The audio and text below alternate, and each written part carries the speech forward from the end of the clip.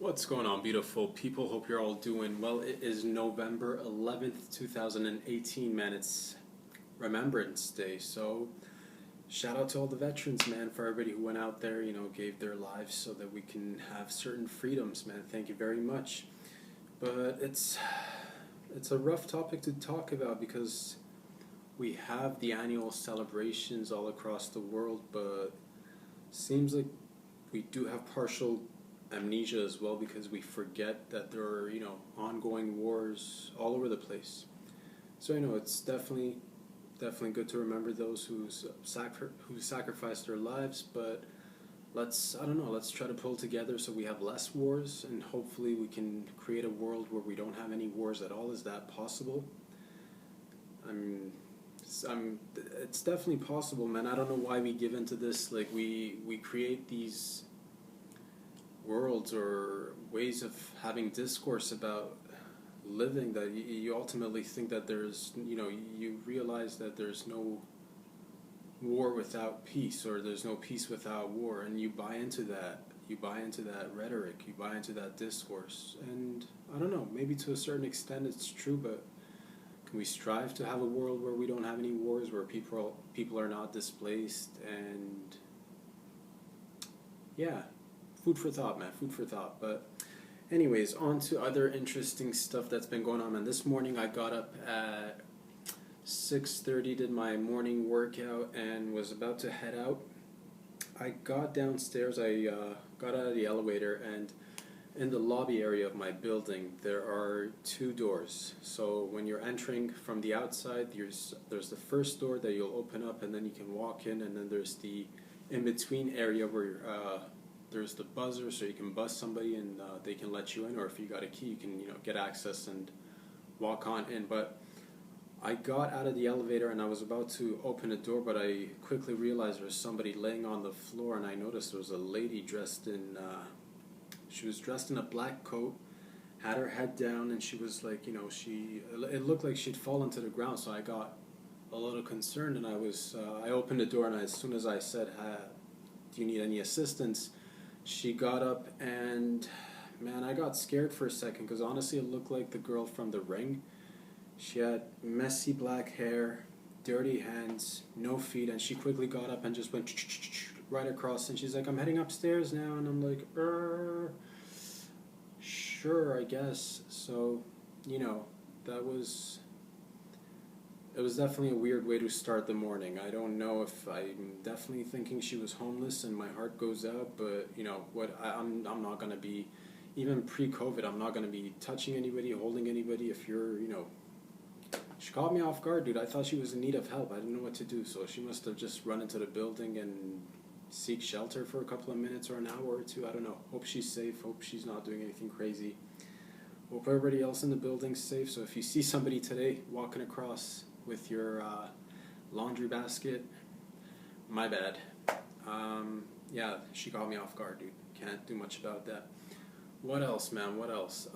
Trump is, I guess, not conceding his defeat. Was he defeated? I don't know. I don't know what else to think anymore. Obviously, the majority of the media is coming out and saying that Biden's won. Seems legit for the most part. Again, from what they're displaying to us, I don't know. But obviously, Trump doesn't think that, so he's going to take it to the courts.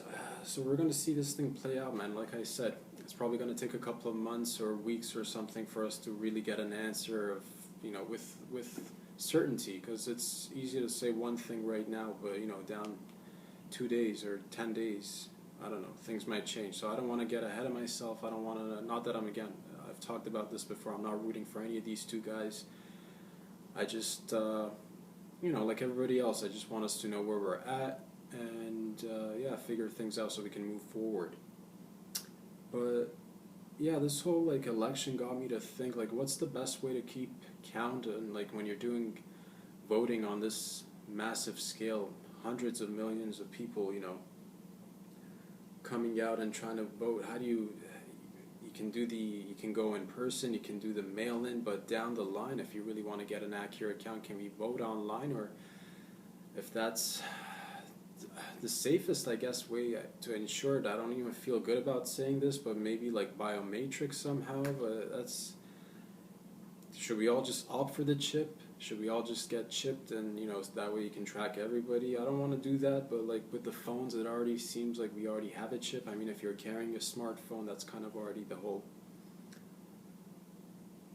underlying like aspect of the chip, the fact that you can be tracked somehow. So I don't know. It's just a lot of people get freaked out about the chip and all that for like obvious reasons, and we should.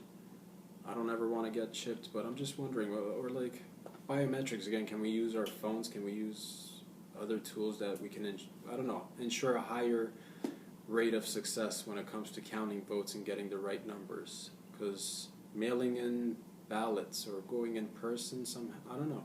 What's the best way? I'm just talking out loud, trying to figure out what the best way is. Definitely don't want to get chipped or anything, but food for thought, man. And on this related note, I guess like Trump, what if he refuses to leave, or what if he does leave? One thing that presidents, they all get access to like secret information. It'd be interesting, man, because Trump came in from, the way that he was presented to us was that he's an outsider. Obviously, he's been in the limelight forever, but the way he entered politics was that he was from the outside, that he wasn't a politician, that he wasn't going to play by the rules and all that, and that was kind of part of the allure, if you will. So I don't know. Do you guys think that one day he might spill some state secrets regarding anything? If he writes a tell-all book, I mean, that's a risky person, to get into position. But that's the thing. Like, again, I don't have any particular feelings towards him or Biden.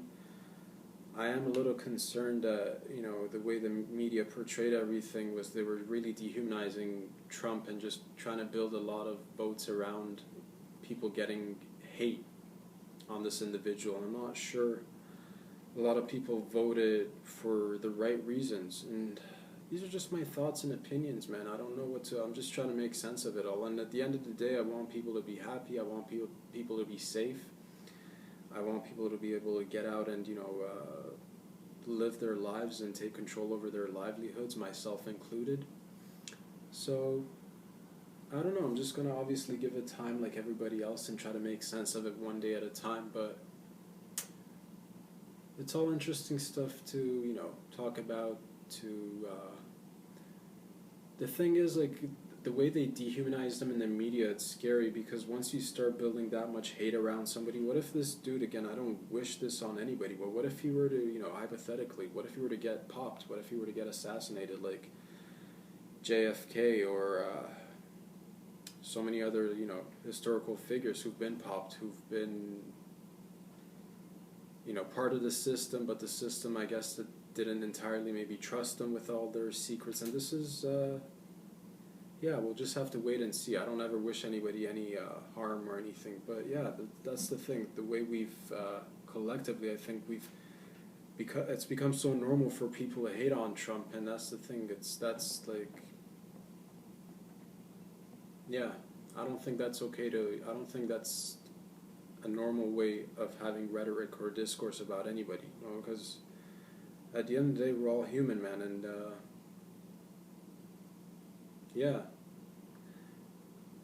it's just interesting times. I want to see what's going to happen next, and whether it's Biden or Trump, it's going to be, again, it's going to be up to us to do the majority of the work. Let's see what happens. What do you guys think? Do you guys think we should figure a better way for casting votes, counting votes? I definitely think so.